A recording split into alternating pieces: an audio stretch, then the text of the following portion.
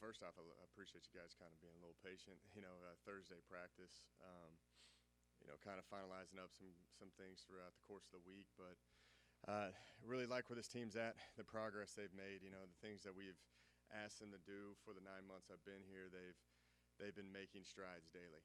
And that's just kind of shows that they're buying into what we're trying to preach and about the culture and our installations and everything. And I think they're ready to go hit somebody else. I think it's to that point where you've had a long fall camp, and I think these guys have bought into what we're trying to do, especially from the mock week leading into here. Haven't had any hesitation this week of practice. These guys understand the schemes and what they're trying to do, and now it's time to go out there and have a little fun and roll the ball out there and play a little bit. So, any questions? And we saw Tyler Vitt, starting quarterback. What went into that decision? You talked a lot in camp that somebody needed to separate themselves. What went into that choice to pick him? Yeah, and it still is a very tough decision. I thought the quarterback battle is very close right now. But the thing that kind of separated it and why we went with Tyler was the leadership ability, the respect that he has from his former teammates right now, and he ended up getting a pretty good amount of captain votes. So when you got down to it and there's a pretty even quarterback competition, it just made sense right now to throw Tyler out there because he's kind of got a way to galvanize that entire locker room right now. And, besides that, you've seen the strides with him. A lot of you guys have seen him practice and the progress that he's made since spring all the way to this point. So excited for that kid and the opportunity that he's got this Thursday. And Gresh as the backup, you're pretty confident with him still to insert him in case you need to? Yeah. No, Gresh is he's approached it the right way. He is still a good quarterback to us, and I think that any moment he could go into the game, and that's kind of what we've told him, that you're one snap away and expect to play. So go into the mindset of having Tyler Vitt as our quarterback, and then we'll go from there and see where how the game plays out, if Gresh gets in or not. A lot of the question marks included something on the offensive line. How do you expect them to play in this game against A&M? They got a strong defensive front. Oh yeah, this is it's an SEC front. That's where I think the strength of that defense is. I think they're very talented up there, and it's a tough challenge ahead for our offensive line. I thought Coach McGuire's done a really good job throughout the course of fall camp and just trying to find out our best five and rep them there. Don't have much depth at the offensive line position, but if you have one injury, it's not just going to be the next man up. It's going to have to revamp the whole line. Just depending on who gets hurt, they're going to have to move a lot of different into a lot of different positions. But yeah, I think that it's going to be a tough challenge for sure. And I think these kids are. You got to keep it simple on them. You got to make sure that they execute and you put them in positions that you're not asking them to do more than what they can handle. So that's kind of our approach going into this game. And of course, some of these guys are going to be playing in front of 100,000 people. What have you done, and what has your staff done to prepare them in front of a lot of fans? Yeah, and I've told them this one's pretty tough to simulate now. There's a reason why they call it the 12th man. It's a loud place. It's the loudest venue in college football, and we've tried to blare music, but they still it doesn't give it justice on how loud that place can be. Been fortunate to be a part of a lot of big games in that stadium where you see the home field advantage, and it's pretty remarkable, just that entire venue. But our kids got to just face it. They got to overly communicate. That's kind of been the point of emphasis, where everybody's got to communicate as much as they can. It's just not just one guy doing it. You have to relay calls. You got to make sure that everybody is in unison, and we don't screw up any calls, because it is it is the loudest stadium that we'll play in probably ever. Coach, how do you feel about returning to Kyle Field? I'm excited. It's kind of a surreal moment. That was where I got my opportunity to call plays for the first time, and from where I was then till now, I've made a lot of progress, learned from my mistakes, and it's just interesting that when you take this job and you don't really look at the schedule until after you kind of really look at if you can win here or not, and then you realize the first game is in Kyle Field, so it's going to be a good opportunity, a surreal moment. But as coaches, once you get through that, once the ball's kicked off, you're focused on the task at hand. But I'm going to enjoy going back into College Station. With 2 days left till game day, what do you feel like your team still needs to do to be ready for Thursday? The way we practice now, it's a little bit different, where we do a walkthrough on our Thursday practice today, and then we have a full speed practice tomorrow. So tomorrow's got to be about timing, polishing it up, making sure that we're correct with all of our calls and the timing of everything. That's kind of what the emphasis is on Fridays. And we still got to get just mentally right. That's the thing about Fridays is about locking in and understanding that we're here to play a game, and we're not here to just walk in there and enjoy the moment of playing in Kyle Field. We got to be able to lock in and be able to go out there and compete.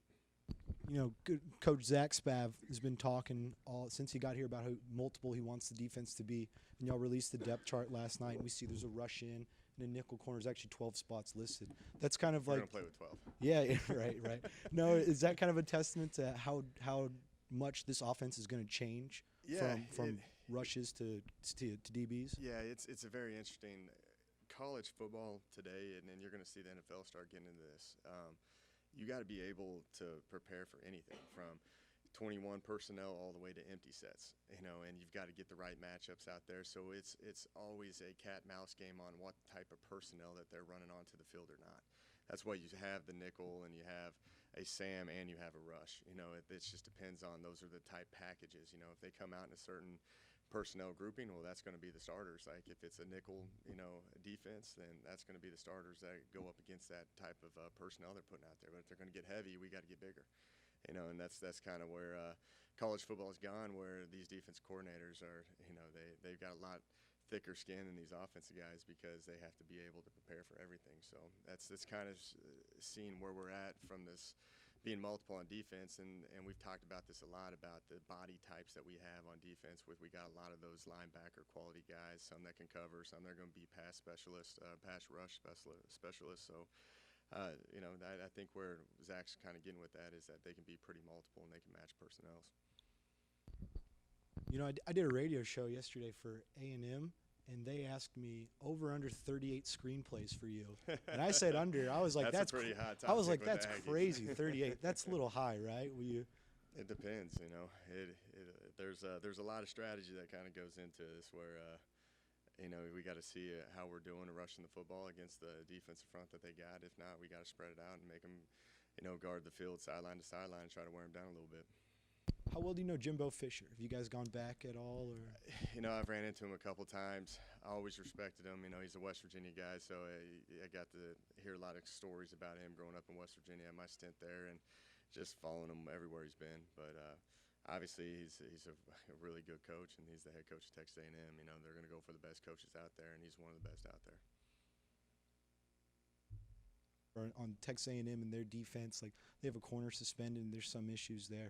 What can you tell me about their defense, specifically the DBs? Is there anything that you've kind of noticed their strengths or? I think it's a pretty athletic group of guys. I think the defensive front is very solid. I really do. But the back end is they keep it very simple on them. They do, and because they got the long body types, they play extremely hard for Elko. They do, and the thing that's great about Elko that I respect is he can make in drive adjustments.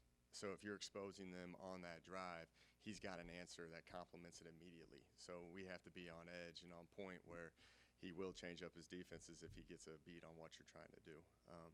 But they're talented. He keeps it simple in the back end and he gets multiple up front. In first and second down calls, he's going to be more 4-down, base stuff. And when you get into situations, he's going to get in his 3-down packages and do some exotic stuff that you probably can't really prepare for because he brings a different type of blitz for every single team. It's going to be new. So we got to try to eliminate being in those type of situations. But, a lot of respect for what Elko's done, especially at Notre Dame and at A&M.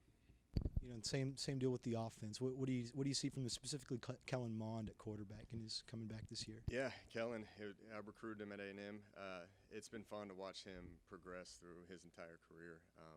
I think you can tell Jimbo's comfortable with him and what he's doing, and being a junior and actually starting games for him, I think they're going to be very comfortable from an offensive perspective.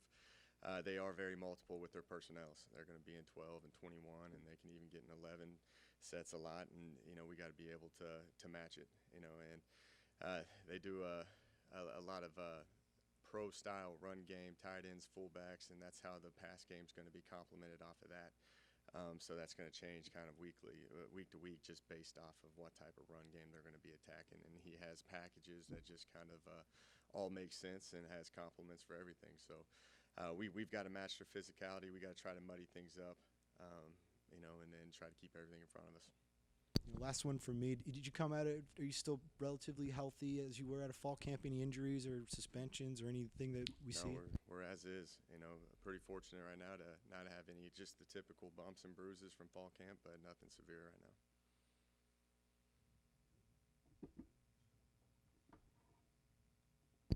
now. Coach, how do you feel about playing an opponent like A&M the first week of the season as opposed to, say, another G5 program or an FCS opponent? I think it makes it more exciting. It does. I think this is a national TV game. There's going to be a lot of great exposure, great venue. This is going to be great for our university and our football program. So I'm fired up from that.